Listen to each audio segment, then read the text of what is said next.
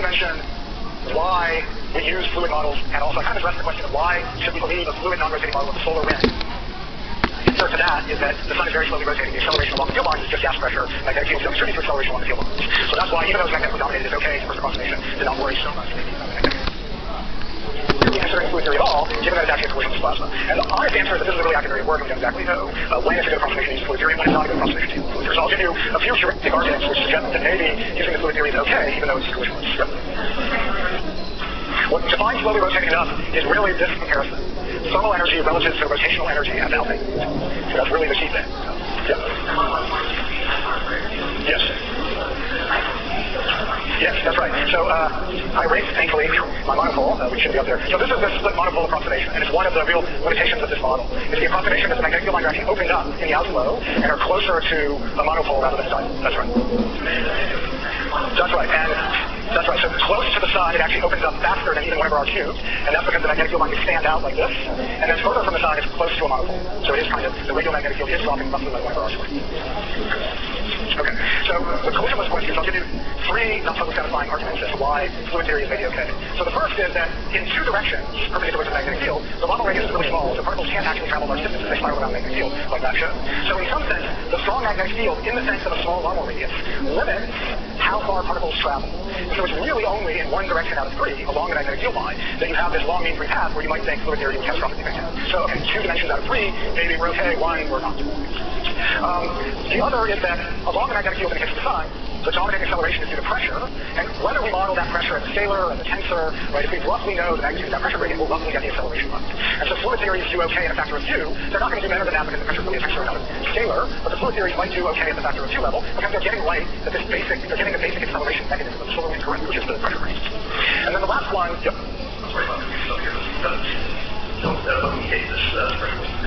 So yes and no, right? So a system of stars in a galaxy you can model as being in hydrostatic equilibrium, pressure balances gravity, even though there's no real collisions between stars. So even in a collisionless system, you do have a pressure force. It's mediated really by the electromagnetic field. That's really what's doing the mediation.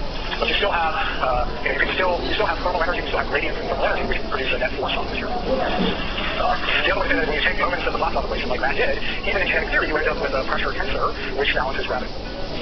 Or if the wind doesn't balance gravity, that's what you do. The last point is in some ways the one that's an area of a lot of current research, and it has to do with, again, something that Matt alluded to, which is that if the distribution function tries to get way out of thermal equilibrium, very non-Maxwellian, temperature is very different in different directions, a very skewed distribution function, it turns out there's all kinds of instabilities in the plasma which set in and try to wipe out some of those large deviations from Maxwellian in the distribution function. And so again, this helps make the system behave a little bit more like a fluid than you might otherwise think.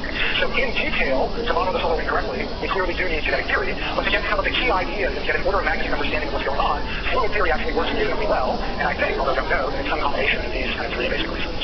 But this is, as I alluded to, this is actually an area of skill of active research. Okay. I wanted to end the discussion of winds like the sun just by mentioning kind of the state of the art in thinking about models of the solar wind. And really the state of the art is in understanding how in detail the solar wind is actually heated, producing the hot corona which produces an outflow because there's large pressure in the corona. So that step of heating goes to pressure goes to acceleration of the solar wind. This step is in many ways the kind of critical step that people are trying to understand. And one of the interesting empirical facts is that this heating is actually measured to extend, not just in the corona, but it extends all the way past the Earth and solar wind. So this is a measured temperature profile, kind of ratty thing, is a measured temperature profile from the Voyager satellite as a function of distance from the sun. So this is the Earth, this is much further out in the solar system. This is an adiabatic temperature profile, and you see that the temperature profile is shallower than adiabatic, so there's heating going on. So there's actually heating extending over a wide range of radii. And the best guess, although again this really is an active area of research, the best guess is that there are waves launched by the sun which travel out into the solar wind and damp, and they damp over a wide length of radii, producing this very spatially extended heating. And kind of the favored models are ones in which it's mostly alpha waves, which are carrying the energy from the sun out to large distances. And so the physical picture roughly is that this dynamic activity in the solar convection zone and the surface layers of the sun, this is an actual movie of convection and surface of the sun, that shakes around the magnetic field lines, which launches waves out into the corona, carrying energy again, basically like lightning flux, carrying energy out into the corona, which ultimately some of those waves damp, heating material and producing an outflow. And so trying to understand the excitation of waves, how the waves damp, and thus produce the acceleration of the solar wind, that's where a lot of the activity is in kind of detailed models of the solar wind. Okay. So that's all I wanted to say about winds driven by thermal energy and magnetic energy. I wanted to just talk briefly about winds driven by radiation pressure. But before I go, just make sure any questions about thermally and magnetically driven winds. Yes, that's right. That's right. I didn't stress that, but this kind of mathematical solution for Parker's formally driven solar wind, the time reverse of that is spherical Bondi accretion to a central point mass, which is a kind of important model that has shaped some of our understanding of accretion, at least without angular momentum. There are also solutions for inflows associated with large-scale magnetic fields, which are very much analogous to Weber-Davis model, but describing an inflow onto a central object. The principal difference is we think that accretion disks are largely rotationally supported at large radii, and this model is not rotationally supported model. So it's not as good an analogy to time reverse this as it is to time reverse the thermally turning case. Yeah, that's a good question. Okay, any other questions? Okay, so the other way that you can get outflows, so what we talk about here is ways of tapping into energy, the thermal energy of a corona, the rotational energy of a star. The other way that stars drive outflows is actually by tapping into the momentum of the stellar photons. And there's really two ways that this happens.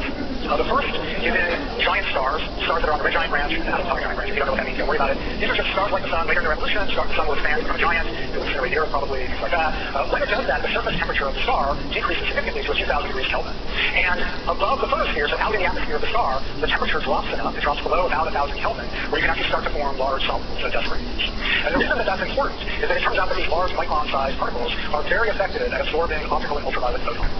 So they have a cross-section for absorbing the stellar light that is much larger than the ionized gas that was otherwise in the stellar atmosphere. So you create all this dusty stuff in the stellar atmosphere. Suddenly, that material very efficiently absorbs the photons coming from the star. You absorb all of the momentum generated by the star, and the luminosity of the star can greatly exceed the Eddington luminosity associated with this dust. And you can drive a very powerful outflow by having the photons get absorbed by the dust, and the dust is then collisionally coupled to the gas. So this is actually the dominant way we think that a star like the sun loses mass at the end of its life. The sun will become not a 1 solar mass like dwarf, but maybe a 0.6 or 0.7 solar mass like dwarf, and most of that mass is lost in outflows like this. The other way we know of tapping into the momentum of stellar radiation to drive outflows is that in massive stars, in the atmospheres of massive stars, you have, given the temperatures of 30,000 degrees Kelvin and 20,000 degrees Kelvin, you have many absorption lines into heavy elements like iron, nickel, and oxygen. And those absorption lines are so efficient at absorbing the stellar light that the luminosity is larger than the Eddington luminosity, and so you can drive an outflow. Right? So radiation pressure exceeds gravity. And if you haven't seen it, luminosity exceeding Eddington luminosity is equivalent to saying that the net transfer of momentum from the radiation fields to gas exceeds the gravitational binding of the gas, so you're able to drive an outflow. So these are both the same idea. You deposit more momentum in gas and gravitational binding energy. It's just mediated by different ways of absorbing the gas, absorbing the radiation, kind of micron-sized solids and metal lines. And this bit of physics here is critical for determining which stars, when they collapse, have enough mass that they'll collapse to form a black hole, which stars have lost so much mass that they'll collapse to form neutron stars instead. Okay, so I want to give you just a few heuristics for how to think about what sets the properties of these radiation pressure-driven outflows. So in thermally driven outflows, we talked about how the energy in the outflow, which is given by, at large radii, that's given by the mass loss rate times the kinetic energy of the outflow, but really that energy is whatever the thermal energy of the corona is. That's this argument here, that for thermally driven outflows, the energy is equal to the thermal energy of the corona. So that's saying the energy loss rate is about m dot times the speed of sound squared, which is just kg over m. For radiation pressure-driven outflows, the heuristic, the way to think about it is different. It's really that the order of magnitude estimate is that the momentum flux in the outflow, so what is the rate at which the outflow is carrying away momentum, that's the mass loss rate times the velocity, that's given roughly by the momentum in the stellar photons. So each photon has a momentum, which is h2 over c, energy divided by c. So the rate at which the star is kind of losing momentum to photons is L over c. And so roughly, the momentum flux in these radiation pressure-driven outflows is roughly L over c, and the proof factor in such here depends on how efficient these various coupling mechanisms are. And then, because the radiation force is overcoming gravity by a factor of the unity or a factor of a few, the speed you end up with at infinity is about the escape speed from the outflow. And so this is an extremely useful heuristic for thinking about what sets the properties of these radiation pressure-driven outflows. Speed is about escape speed, momentum flux is about photon momentum. And if you plug in numbers for stars that are big puffy giants, you get mass outflow rates of maybe 10 minus 4 solar masses a year, maybe 10 minus 5 solar masses a year, just similar to what we see. Speeds is 10 kilometers a second. The speeds are low because these are really big stars with radii, 1,000 solar radii or so the escape speed is very low when they're giant. By contrast, massive stars on the main sequence have similar mass loss rates, 10 minus 5 solar masses a year, but they're much more compact, they have larger gravity, so they have much larger velocities, of order of 1,000 kilometers a second. Okay. Sorry, V infinity is the speed the material has at very large radii, kind of the asymptotic, quote, speed at infinity. It just really means the speed at large distances where it stops accelerating. Any other questions? Okay, so if I want to quickly actually derive this, it's kind of two-line derivation.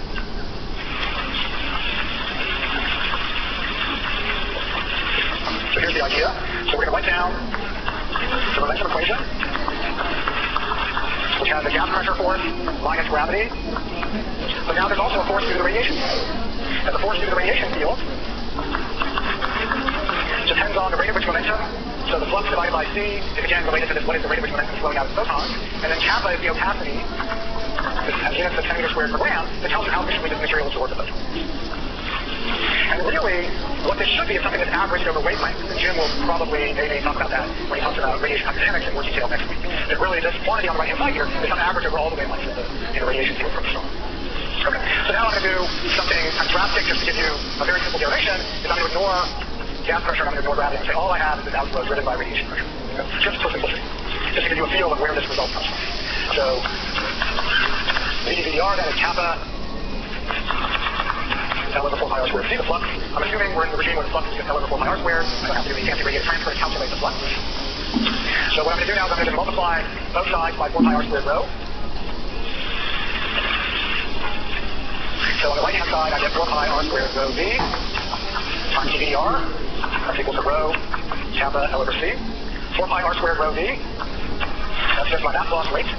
Now I'm going to integrate this over all possible radii. And I get m dot times the velocity at large radii to infinity. So I integrate this over all radii. I get the velocity of large radii minus the velocity of small radii. Drop the velocity of small radii. This is equal to something that I'll write as tau times L over c, where tau is this integral of rho kappa dr. So if you've seen this before, this is called the optical depth.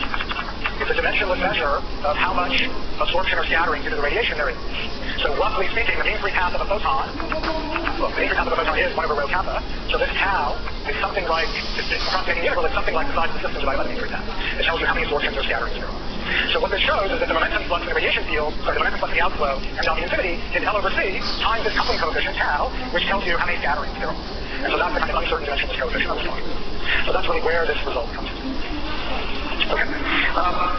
Very briefly, let me mention, for massive stars, there's a very kind of interesting bit of physics that goes into generating these winds, and it's as follows. If you have a static atmosphere, and you have a bunch of absorption lines due to atomic transitions, what determines the net opacity is how many lines there are and how broad they are. Because how broad they are determines whether a photon of a typical frequency will actually get absorbed or not. The breadth of the line in a static atmosphere is determined by thermal broadness, just the temperature. When you start to get an outflow, though, you get this interesting situation where the acceleration of the outflow produces a velocity which generates large Doppler shifts between different parts of the wind. And you get into a regime where the Doppler shifts that determine the probability of photons getting absorbed are not thermal broadening anymore, but it's actually Doppler shifts associated with the outflow. And in particular, if the lines are broader because of Doppler shifts, you're able to absorb photons more effectively, which means you get more acceleration, which means the velocity goes up, which means you get more Doppler shifts.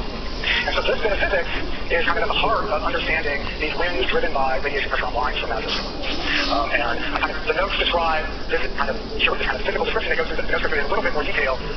This also changes some of the mathematics and the critical point structure that we talked about. That's something that I didn't go through in this, but if you're interested, send me an email and I can send you some reference files. Okay, so I have 1 minute or maybe 2 minutes left. The last thing I wanted to do, because I think this actually is important, is I wanted to stress a few ways in which the ideas in the context of the stars that I've emphasized in this lecture actually apply to totally different problems in astrophysics. And we can carry over the physics that we talk about here to a wide range of other interesting astrophysical problems. I'll just mention a few. So this is actually an example from work that Drummond Fielding here is doing. This is understanding outflows from galaxies. So rather than being a star, which has the radius of the sun, this is now a galactic disk that's a kiloparsec in size. And what Drummond has done is blown up a bunch of supernovae. This movie shows density, this movie shows temperature. And what this is doing is just putting a bunch of thermal energy into the galaxy, creating a big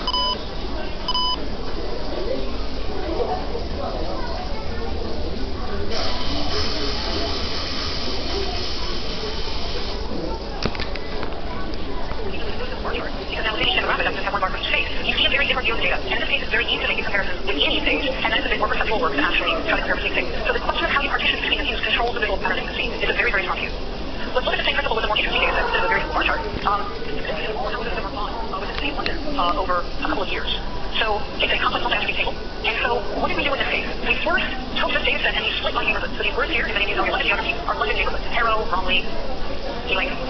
Then what we did is we split by the size of the house. So a completely an apartment basically flat, terrace housing, semi-detached and detached. What we think of here as just a terrace house sitting alone in the yard. So those are within each of these we repeated this partition. Then by time we're saying that the years are the rows and the months are the columns. And then we're color coding the size of the house. So what can we see in this split? You immediately start to see where the rich people live. That's where all the expensive houses are. And you also start to see things like where is there a large differential between a detached house and an apartment. You can even notice these patterns. So for example, here's something that's very expensive for detached, not so much for the apartment. So you can start to see some of these differential patterns about spatial neighborhoods. What if we get a different partition?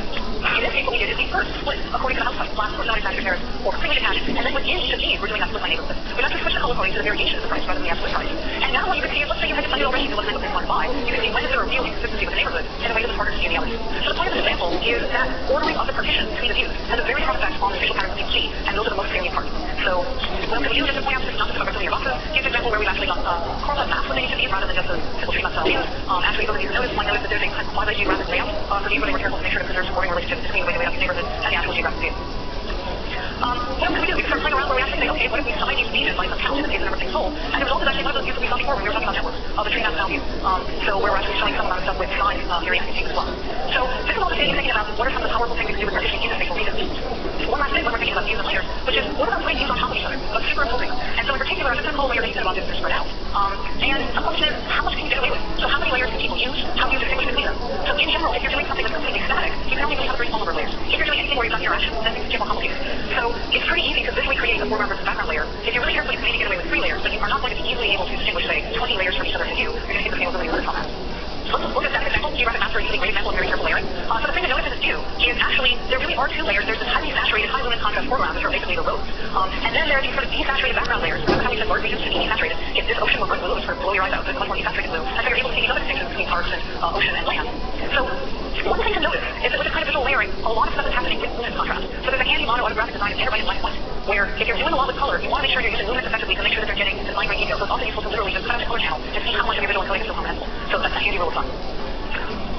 So this question of how many layers is too many, it might be a different answer if you just have that visual piece of line charts. So let's look, because this is something that they will actually come up for you. If you just have a small number of lines, you can all put them on top of each other and let it fine. And at some point, things go to heck. And all you can see are the outliers, and most of the structure is just completely superimposed. So there's too much occlusion.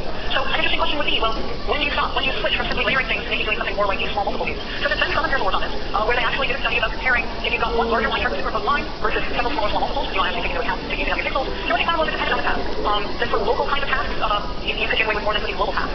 And so with these kind of global tasks, like trying to find things like where's your maximum slope, at some point you actually start to need to switch over to small multiples. Whereas some very local tasks, like at a given time point, which of these is the highest value, you can actually do that much more with these layered line charts.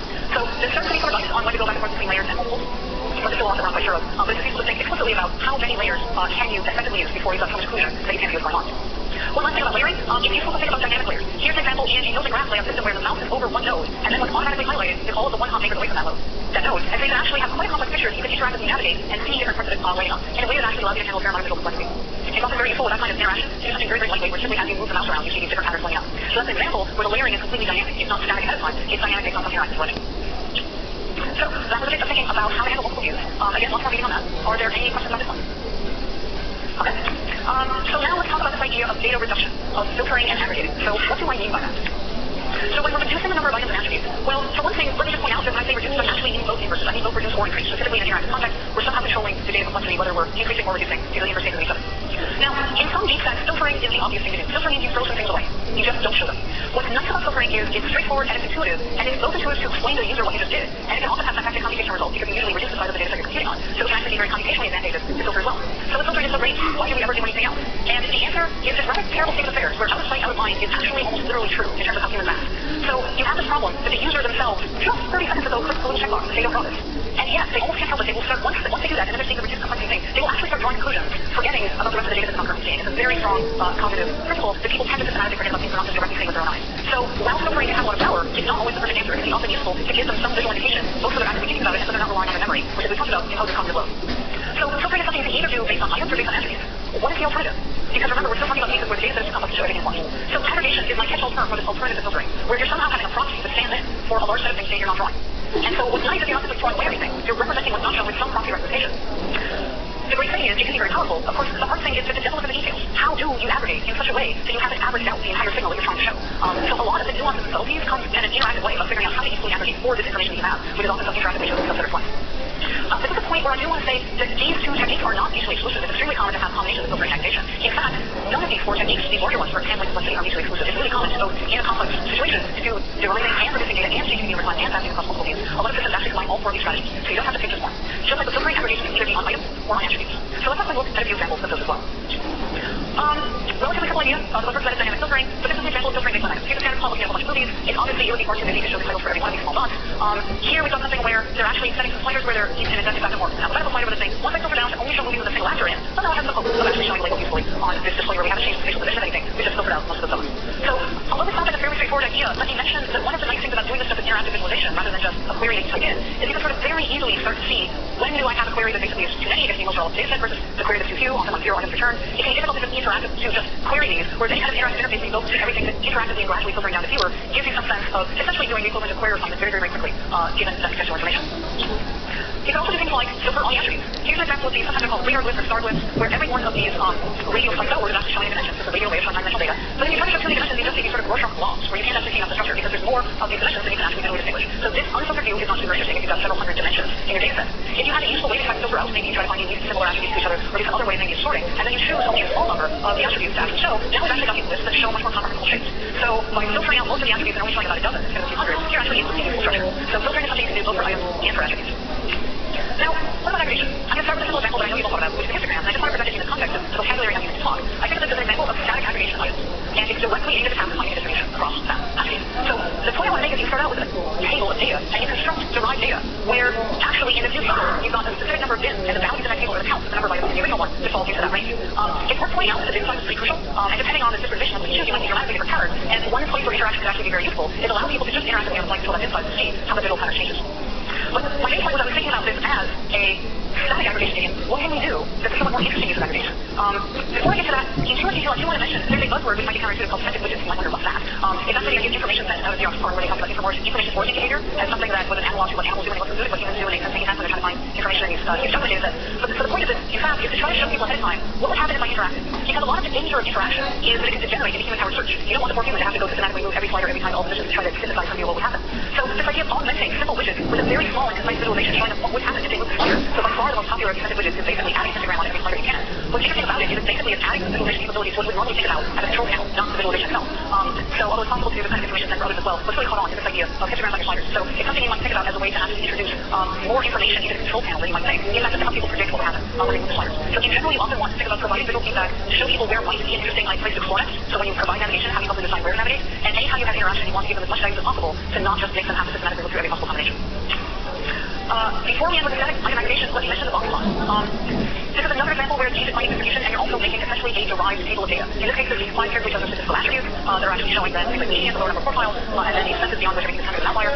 The point I want to make here is actually a scalability point. That the box plot takes the same amount of screen real estate whether you're showing it about 20 items or a million items. Both box plots and histograms are a way of actually guaranteeing the amount of screen space you need to show some part of your data set, and it's doing that explicitly by aggregating. So aggregating can be this way of actually giving quite a bit of power, only as I mentioned a lot of the complex questions come down to, but how do we do that in a useful way? The box plot is one long proposed and popular way of doing that. What are some of the ways we can do that kind of thing in a dynamic way that is interactive?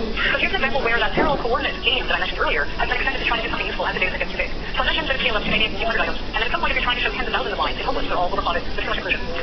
This approach uses actually a more general principle of saying, let's take our data set and run some kind of hierarchical clustering on it, and then let people look at those top few clusters and interactively decide how many clusters you want to see. So if you want to see the entire data set all the way to the root, then you can start to see, well, here's this proxy line showing you what the sort of root node in the hierarchical cluster looks like, and we're explicitly showing the extent that you sort of gradually fading off the line. And as you change the sliders, they now show me a few more of the top level clusters, you start to see that these regions of uncertainty, of range, actually get a bit tighter, and you start to see more visual structure.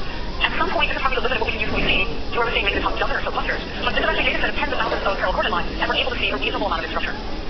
Now, in this case, the color coding is just showing what's near the part of each other in the hierarchy, so it's not so much trying to show direct categorical information as it is just showing roughly are things distant or far.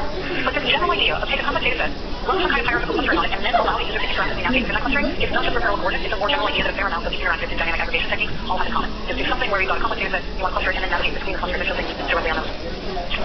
What's another example of attribute aggregation? Well, dimensionality reduction is actually, in my vocabulary, an example of this where we're somehow trying to go to a low-dimensional part of space from some very high-dimensional measured space. I'm curious actually how many people in this room have done stuff like PPA or multi-dimensional scaling or anything like that in terms of their own work so far?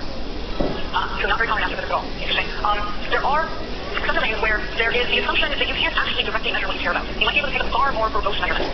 And what you try to do is have a situation where you can gesture that what's really happening, the latent factors that are hidden within the data set, you might be able to actually reveal by trying to reduce, by keeping almost all the variance of data. You're assuming massive redundancy in what you're able to measure, and trying to actually find some of the structure within. Because actually basically there's a lot of overlap between visualization, say, and machine learning in terms of techniques. So here's an example where you might be able to have some kind of measurements you can take on a tumor, maybe that makes a nine-dimensional space of what you're able to measure, and then if you run some of these so-called dimensionality reduction algorithms on them, then what you might notice is even if we didn't have this color coding, this would keep reality we had which ones were malignant and which were benign, you can actually see, spatially speaking, these two different clusters where you can start to notice that there's a quite different spatial distribution between these. So the typical case where you're using dimensionality reduction is you don't know it in ahead of time which is malignant and which is benign, but you're trying to actually understand something about the structure of that data, where you've derived a low-dimensional part of space.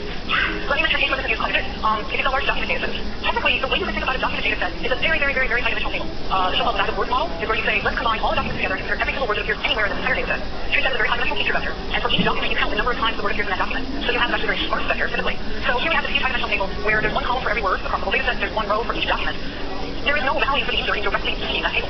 Where there's direct value is if you say, well, let's derive a new data set where we've gone from this high-dimensional space to a much lower-dimensional space. We're going to cluster down. We're going to reduce this 2 dimensions, and then we're going to plot Spanner plots and try to see, do we see useful cluster structure? And if so, we might actually try to read a set of those documents, try to understand what that cluster is about, maybe as an annotation related to it. So that's an example of going from a much higher dimensional space down to lower-dimensional space where you can conjecture that there really is this kind of possible cluster structure in spatial documents. So, again, more to read about all that. Now, at this point, sorry, that was on that slide. Rather than talking about embedding, which is a particular combination of filtering and aggregation, I would explicitly want to take some time for questions and answers. So I believe I have about 15 minutes left, which was my goal. If it turns out there's no questions, there's more being answered out, but I've been writing for a long time. So let's see if there's any questions about that.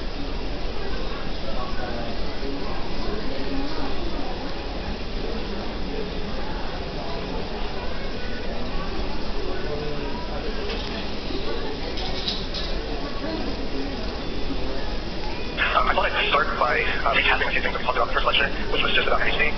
So just to remind you, MEC is fluid theory. What I mean when I say fluid theory, I just mean that first of all, the design length is infinitesimally small, which means that the system is what we call quasi-neutral. So on large scales, mini scales above the design scale, there's equal numbers of positive and negative charges. The electric field is what ensures that to happen. So this is formally zero. The other things that are formally zero in MEC are the ion Larmor scale, which I gave you examples of on the board about just how small the ion Larmor scale is in a lot of astrophysical systems, which means that they're very well magnetized. The other thing that's formally zero in MEC is mean free path, which is something that we're going to relax in this lecture. What this means for the particles, which is also what we're going to talk about this lecture, is that to all orders in these equations, the distribution function is locally maximum. So this is not the case in a lot of astrophysical space systems, which will be highlighted in some of subject large talks, and physics will be discussed today in mine. So MEC is fluid theory. Fluid theory is infinitesimal fluid elements. And these fluid elements are subject to the Lorentz force because in ideal MEC, the fluid is a fully ideally conducting plasma. Of course, one of the things that is for the end of this talk is that you can have resistive. You can lower the conductivity of the fluid either by adding a bunch of neutral particles into it or just having collisions between electrons which disrupt the current. Between electrons, ion, all these things disrupt the current, giving resistivity just like Ohm's law. So today what we're going to do is relax the assumptions. If you remember the last thing I said in the first lecture was we revisited the chart that I put in the notes, and I mentioned that a lot of the systems of interest to modern astrophysical fluid dynamics aren't actually in the ideal MEC regime, despite the resistivity being small. This is because of issues related to the mean free path, the collisional mean free path. So some of those systems where the intercluster medium galaxy clusters, solar wind, if you go near the galactic center, so here's the GT, so Sagittarius star, ideal MEC breaks down, and that's what this lecture is about. So just to give you some foresetting for where this is going to go, any discussion of kinetics, and even sometimes discussions of MEC start with particle motion. So I have a collection of particles, they're sitting in an electric field or magnetic field, and regardless of whether those magnetic fields or electric fields are self-produced or whether they're external, you just investigate what the dynamics, F equals MA, of these particles are in these fields. So that will bring up a concept called guiding center motion, and both of these things will lead to some very important aspects of weakly collisional plasmas that stem from what's called adiabatic variance. Things like pressure isotropy, by which I mean deviations from the Maxwellian distribution. Right. So you can generalize MEC to account for some of these weakly collisional systems. You lead to something called the Ricci MEC equations. So we're going to see this in this is a really nice monograph. I can actually send it to the organizers so it can be posted on the website from 1965, which is actually a good read. I mean, it's technical, but it's quite a good read. And then also something which I don't have the board space to label, but the authors, which is CGL, these are two Goldberg-Low equations. And then ask the question, okay, maybe we can get collisions now, but if we just keep on weakening them, but if the collisions are strong enough to keep us anywhere near Maxwell distribution. And at that point, you have to give up on MEC as a theory, and you have to just deal with kinetics. And so I'll talk about the Maxwell-Bandel equation. I'm not going to derive it, because that's this whole course at Princeton in the plasma program to go into the derivation of the Maxwell-Bandel equation. Quickly see that the kinetic equation is much too general to do anything in finding time on a computer or on pencil paper, and so you have to come up with some ordering parameters. Basically, for the system of interest, what are the small parameters in your system, and can you expand these equations to these small parameters to get something more tractable than the full 60 Maxwell set of equations. That will lead us to something called kinetic MEC, which is generally attributable to Russell Cultures, who's a professor here in the plasma program and the astro program. I'm going to just highlight 3 features that you can pull out of kinetic MEC. One's called large damping, sometimes called transit time damping. It's an example of collisional damping, which is something that you get in when you deal with kinetics. The other 2 things are Magnus and Mirror stabilities, which have taken on a life of their own in some modern astrophysical plasmas, and I think also going to be mentioned in the subsequent talk in the context of the solar wind.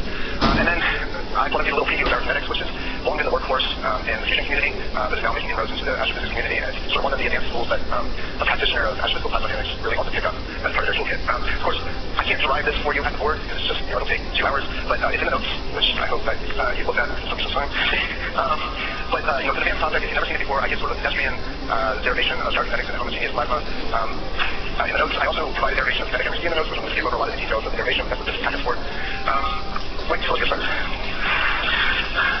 Once again, just like in the first lecture, there's a huge range of backgrounds in the audience. So, in contrast to the first lecture, I'm not going to let this hold me back as much, because I think it's important that many of you who are familiar with MEC and space kinetics see what are some of the advanced topics, and I apologize if this needs some of you it does, but you'll come around to it eventually, and at least I hope this here provide you some guidance as you come around to it. Right, so the first thing is polar particle motion. And one can set up an electric field, one can set up a magnetic field, the single particle down to say how does the particle move, and I'm going to skip a few steps, because what you learn really quickly is that there's 2 types of motion. So let me just draw this picture. You have some coordinate system, and there's a particle here at some position, this one called little r. And this particle, taking for granted that you know the particle spiral along magnetic field lines, here's the magnetic field. So this particle is executing Larmor motion with some Larmor radius rho. If we were to promote that Larmor radius into a vector, it would look like that. It's just pointing from the magnetic field lines to the current position of the particle, and of course this vector sweeps around with the gyro phase that just oscillates in time. And what you'll quickly find when you start looking at particle motion is that it makes a good deal of sense to define this big R, which is pointing to the guiding center, what's called the guiding center. So the particle is executing some Larmor motion. The center of that Larmor motion is referred to as the guiding center. And why this split is important, you can see right away. The evolution of rho, the vector that's pointing to the particle, is sinusoidal. But the evolution of the guiding center need not be sinusoidal. For example, if this particle were just straight along the magnetic field line, the guiding center motion would just be like that. And it's really helpful to decompose the particle motion into what the guiding center is doing and what the individual particle is doing as it oscillates about the gyro center. So just to give you a formula here, which you can just extract from this plot. It's just minus A cross B divided by the gyro frequency. So remember, I have here is just gyro frequency, which is in CGS units, is GV over MTV. And just reminding from the first lecture, I represent the magnetic field unit vector. It's just a little b with a cherry on top. Good. So what is the evolution of the guiding center? We know what the evolution of rho is. It just spins around in a circle. It's quite boring. But where does the actual guiding center move? So here's R, and I put a little center on it, and I know that from this plot, R is little r minus rho. It's just pointing that way. So I have this. And I know F equals MA, plenty fine, I know kinematics, so you can say R dot is the velocity of the particle, of course. Rho dot, I have my formula here. And what we'll do just for this time being is we're going to consider E uniform, and it's time independent. So kind of a boring situation, but you already get some stability here. So when I take the time derivative of this, I'm just going to keep the hat constant, it's just uniform field. I'm going to keep omega constant, it's uniform field. So the time derivative is just going to hit D, and the C dot is just the acceleration, and we all know the Lorentz force. So this is Q over M, E plus B plus H, Lorentz force on the charge, and then we have constant at B divided by the frequency of the particle. Now, B equals B just ends up being minus the perpendicular component of the velocity, once you do your back half rule. And what you're left with, makes me nervous, there's so many people sitting in the back. Can you read this? Yeah, okay. So what you're left with is two types of motion. Parallel here, I just need parallel to the magnetic field. So the particle, the guiding center of the particle is streaming along the magnetic field at some velocity, and interestingly enough, it's drifting across the magnetic field with some E equals B drift. So this is called E equals B drift. I imagine most of you have seen this before. This is actually what underlies NHC, is that all the particles, independent of the species, you know, there's no charge here, there's no mass here, independent of the species, all the particles are E equals B drifting. This is what underlies NHC, is that this flow in NHC is ordered with a sound speed, which means it's a fast drift. This is what gives you alpine waves and things like this. Good. So we have a particle is executing Larmor motion about a guiding center. The guiding center is just running straight along the magnetic field, and as it does so, is performing E equals B drifts. What I should also, well, actually, let me draw a picture for you first of what the E equals B drift looks like. So if I have some sort of uniform electric field like this, and it has a magnetic field that's out of the board, I just orient it this way, CC equals products. Normally, without the electric field, this thing is just going to execute Larmor motion. Right? So it's just going to go in a circle. If I pick a particular charge, it's going to go in a particular direction. And what I'm going to do is I'm just going to label 4 points of interest in the orbit. So if there were no electric field, the particles just execute Larmor motion. That's exactly what it would look like. Now, if you include the electric field, this particle is going to get accelerated because electric field accelerate charges. So as that particle is executing its Larmor motion, once it leaves point number 1, it's going to get accelerated by the electric field. It's going in the direction of the electric field. And what you need to remember is that the Larmor radius, or the gyro radius of the particle, is E per divided by omega. So omega here is just fixed, right? So we have a homogeneous constant magnetic field. But this is not going to be fixed because the particle is sitting in an accelerating electric field. So as this particle goes this way and it starts to get accelerated, its Larmor radius is going to grow. And so instead of coming back here, like in that diagram, it's going to have a larger Larmor radius. So here's the new point now. So from 1 to 2, the curve goes up because you're accelerating because of the electric field. Now, as that particle comes back down this way, now it's fighting uphill, right? So it's trying to go against the flow, and it starts to slow down. So I'm going from 2 to 3, the curve starts to slow down, which means that the Larmor radius starts to shrink. And so instead of having this large circle, we'll complete that line, it starts to shrink. So now, it's all the way down here. So you know it's drifted, right? It's not going to close back on the circle at which it started. As it comes back up, it's going to start getting accelerated again by the electric field, and so the Larmor radius is going to start to grow because the curve is going up, and then you're just going to have a cycle like this, and I'll just keep on going. And you know, lo and behold, without your right hand, and this is the equals B direction. So this is absolutely crucial in NHC. It underlies the perpendicular dynamics of the particles, is what's behind things like upwing waves, and B equals B drift. And in NHC, this is the dominant drift in the system.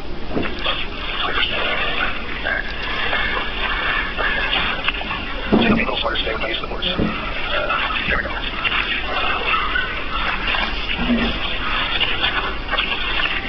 Okay. So what's really important to note about the equals B drift is, like I already said, I think everything's quite perfect. It's B to the So whether it's an ion or electron, it'll have a different Lorentz scale, right? Because the masses are different of the particles, but